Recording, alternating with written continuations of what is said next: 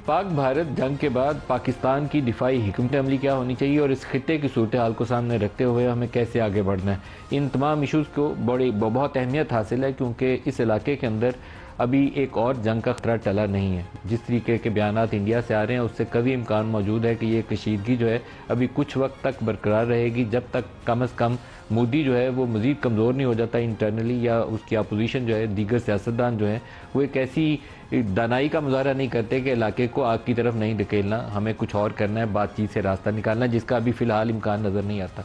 पाकिस्तान को क्या करना चाहिए और पाकिस्तान की स्ट्रेटजी क्या होगी, इसके ऊपर बात करने के लिए आज हमारे साथ मेहमान शख्सियत हैं पाकिस्तान के वज़ीर दिफा मोहम्मद आसिफ साहब। ख्वाजा साहब बहुत शुक्रिया। सर, इसी इशू से शुरू करते हैं। जो वो बयानात देता है मोदी, उससे मुझे तो लगता नहीं है कि जंग अभी कहीं गई है, अभी तो बादल उसके मंडला रहे हैं सर पे। जी, बिस्मिल्लाहिर्रहमानिर्रहीम। मलिक साहब, ये बिल्कुल सही कह रहे हैं। मैंने जो इब्तदाइया में आपने जो गुफ्तगू की है, मैं उससे बिल्कुल एग्री करता हूँ। वो और उसके जो चंद साथी हैं जो शिद्दत पसंद लोग हैं, और वो एक हिंदुत्व की जो थ्योरी है या आइडियोलॉजी जो है उसको परसू कर रहे हैं, वो लोग किसी भी हद तक जा सकते हैं। उनका जो एक साख जो है जो मट्टी में मिली है वहाँ पे, उसको रिट्रीव करने के लिए, अब देखें उसका नाम जो है राहुल गांधी ने नरेंद्र सरेंडर रख दिया। तो इससे ज़्यादा किसी नेशनल लीडर की जो है मिट्टी कितनी पलीद मैंने नहीं होते देखी, कम से कम जो है कि एक लीडर ऑफ अपोजिशन जो है उसको नरेंद्र सरेंडर जो है, यानी एक एक्सेप्ट किया जा रहा है इंडिया में कि ये सरेंडर जो है ये मोदी ने एक किस्म का किया है। बहुत सी पॉलिटिकल लोग जो है बातें करते हैं और उसमें आवाम जो है उससे असर भी कबूल करती है। एक इमेज बिल्ड भी होता है, इमेज डिस्ट्रॉय भी होता है। और लेकिन इस सारे गैम्बल में मैं आपकी बात की तरफ फिर दोबारा आऊँगा। मोदी हैज़ बैडली लॉस्ट, और उसके साथ जो राजनाथ और अमित शाह वगैरह, ये एक 4-5 का जो टोला है, दे हैव बैडली लॉस्ट। ये उनकी इंटरनली भी जो है, उनकी अपनी पार्टी के अंदर भी जो है ना, वो एक टर्मोइल आया हुआ है कि ये इस लीडरशिप ने जो है हमारे पल्ले कुछ नहीं छोड़ा।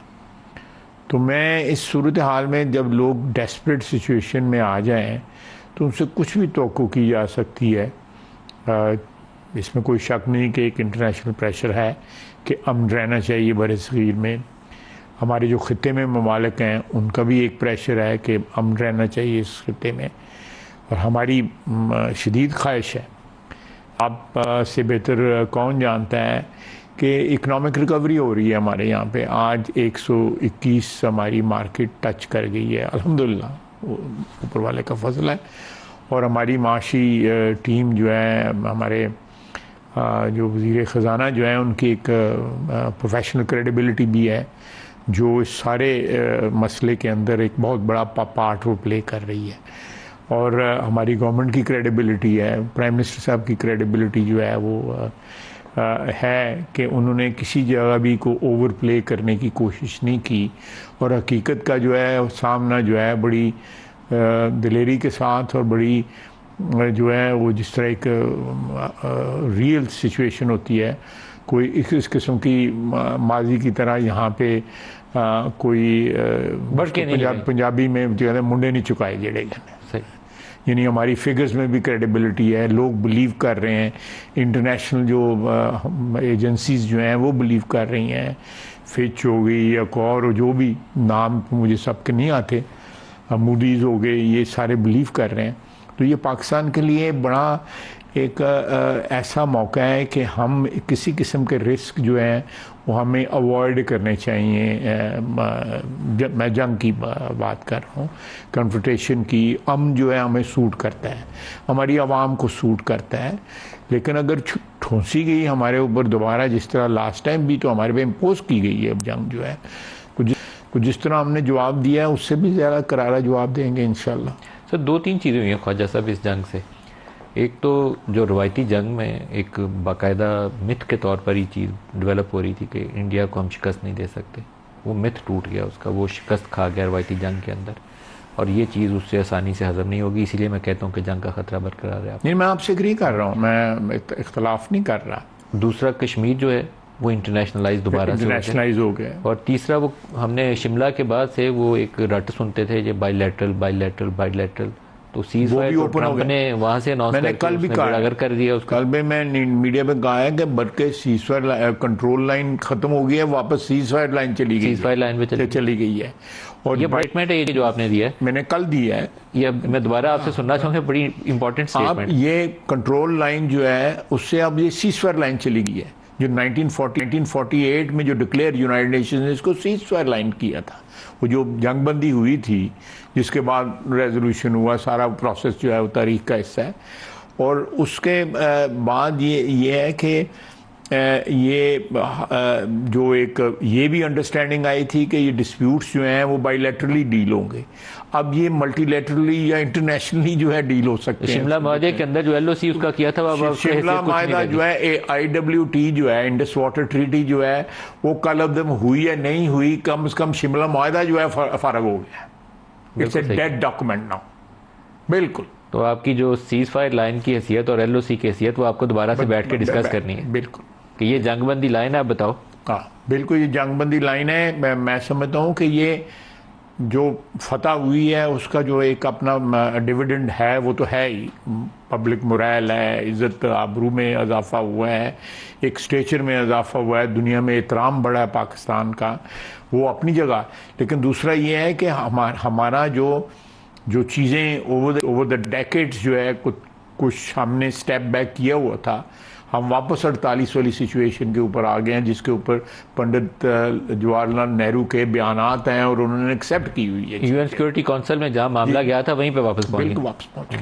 सर जो जिस तरह कहते हैं ना, रिवाइंड हो गया है वो पुराने में। अब तो उर्दू में क्वेश्चन होता है, ये जो होता है फौजियों का, पहले कहते थे एज यू वर, तो वो एज यू वर हो गया वो।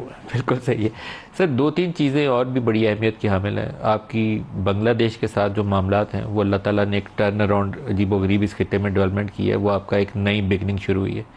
चीन का जो विजिट था हालिया, जिसमें डार साहब अफगान मिनिस्टर के साथ बैठे हुए थे और CPEC की एक्सटेंशन की बात हुई है, तो आपकी अफगान साइड बहुत अहमियत की हामिल है। वहाँ आपको इधर सीज फायर का आप जिक्र कर रहे हैं, तो वहाँ पे भी हमें सीज फायर चाहिए, रिलेशनशिप में इम्प्रूवमेंट चाहिए। इसमें कोई शक नहीं है कि वहाँ पे हमें, अगर हमारे दोनों बॉर्डर्स पे जिस तरह आप कह रहे हैं सीज फायर हो और अमन की एक फ़िज़ा पैदा हो, तो हमारे लिए जो है लीप्स एंड बाउंड्स जो है हमारा जो है ना इकोनॉमी हमारी जो है इंशाल्लाह ताला छलांगे मारेगी। क्या इम्कान है, क्योंकि वहाँ पर इंडिया आगे बढ़ रहा था, डिस्पाइट द फैक्ट कि हम 50 साल से अफगान महाजरीन को होस्ट कर रहे हैं, हर तरह से उनके साथ खड़े, लेकिन मेरा एक व्यू है इस इशू के ऊपर, जो मैं इस जो हम आपस में दोनों भाई गुफ्तगू कर रहे हैं उसमें नहीं बयान करूँगा, लेकिन मैं मोहतात होकर ज़रूर कहूँगा कि वहाँ पे जो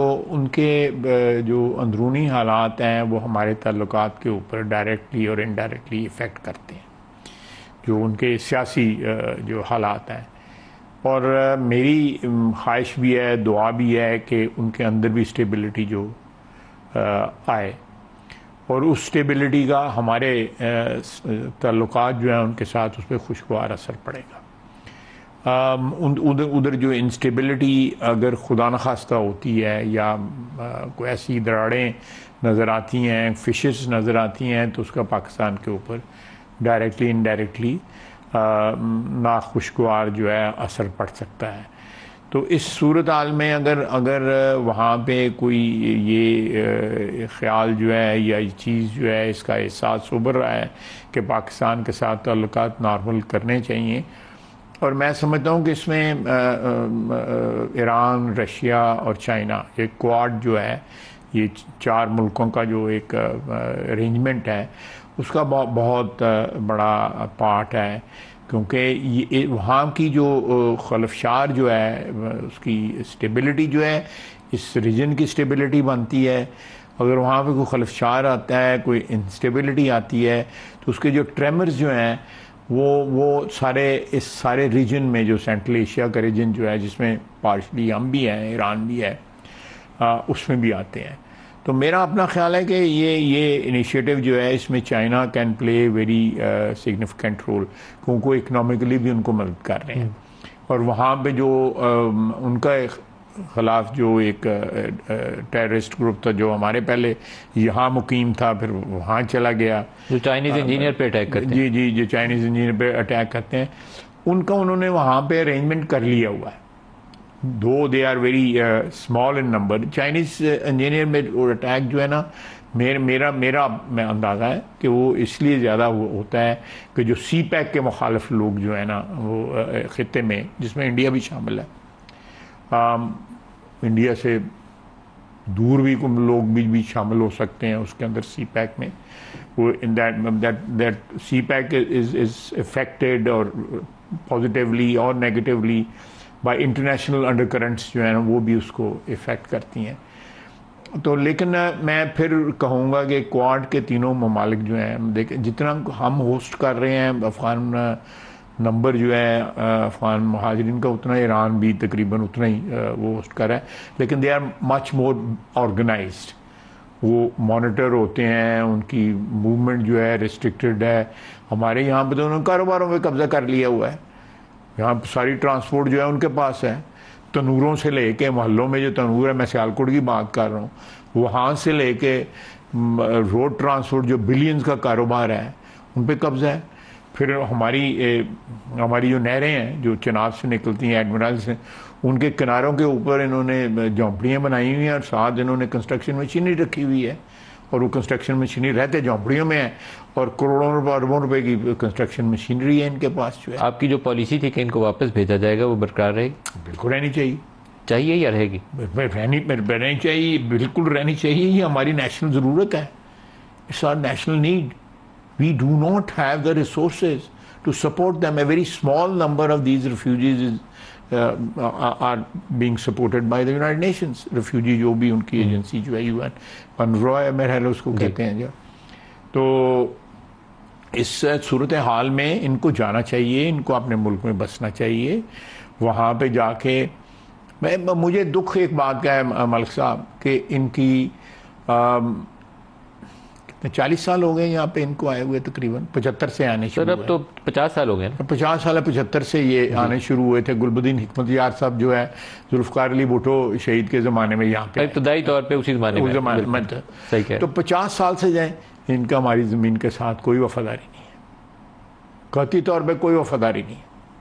ये आज भी तनूरों में जाके आप बच्चों को कहें, इनके बच्चों को जो दूसरी तीसरी नस्ल है यहाँ पे, उनको कहें पाकिस्तान जिंदाबाद का नारा लगाएं, नहीं लगाएंगे, गाली देंगे पाकिस्तान को।